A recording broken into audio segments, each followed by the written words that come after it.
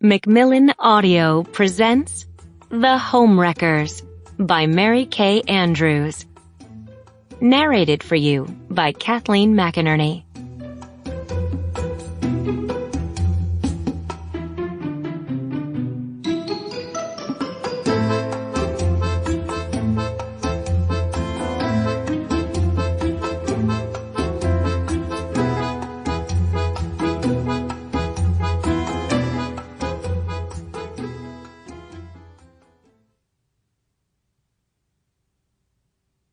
Prologue.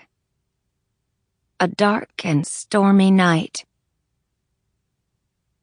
The wind howled and shrieked, and the waves slapped angrily against the seawall, huge looming masses of clouds, all but blotting out the pale yellow crescent moon. Rain was blowing in now, too, razor-sharp shards slashing at her bare legs. It was a dark and stormy night. She picked her way down the concrete abutment. Funny, but not so funny. She told the girls in her advanced placement English class that it was a cliché, yet here she was, a living, breathing cliché, in more ways than one. The last time, that's what she'd told herself nearly an hour ago, as she slipped out of the house without a backward glance. In the confessional that week, the first time she'd gone to confession in years and years, she'd promised Father she would put an end to this madness. "It's adultery. You know that," he'd said sharply. "And you know this has to stop." Her face still burned with the shame of his words. She'd wept and promised to end the affair, to be the kind of woman everyone believed her to be, her family, her friends, and yes, all those impressionable girls who looked up to her, adored her as the cool teacher. She'd been so careful, never a hint to anyone. No one could know. She'd stressed that to him 100 times. There was so much at stake. They had taken every precaution. And yet, her wet hair whipped around her face. She'd look like a drowned rat by the time she got there.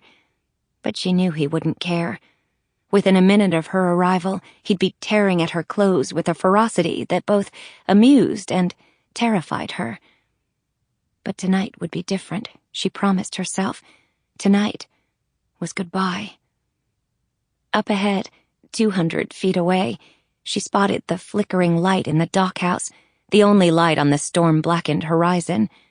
All the beach houses along here were vacant this time of year, silently waiting for their absentee owners to return again in the spring. Distracted, she stumbled on a deep crack in the concrete and nearly pitched sideways into the waves, but somehow managed to right herself. Her breath was coming in hoarse gasps, her heart pounding in her chest as she stopped to regain her bearings. And what if she had fallen? What then? Cruel irony, right? After the deal she'd cut with God. Make things right at home, quit dropping so many F-bombs, be nicer to her co-workers, cut her mom some slack, go back to church. To die on the way to a breakup with her lover, definitely smashed on the rocks, probably drowned, or worse, her bloody body chewed on by sharks? It would be the ultimate reverse God-wink, like being flipped off by the universe. Shake it off, she told herself, with a ragged laugh. Stop being such a drama queen. This last stretch of seawall was treacherous, battered by the last hurricane to slam against the coast. She stepped carefully onto the weedy embankment, her shoes slipping a bit on the wet grass. Ahead, the light was flashing off and on. Semaphore code.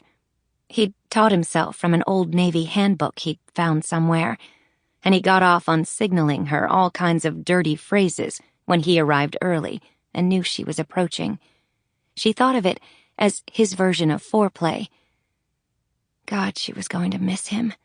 Miss the fun, the spontaneity, and, yeah, the Sample complete. Ready to continue?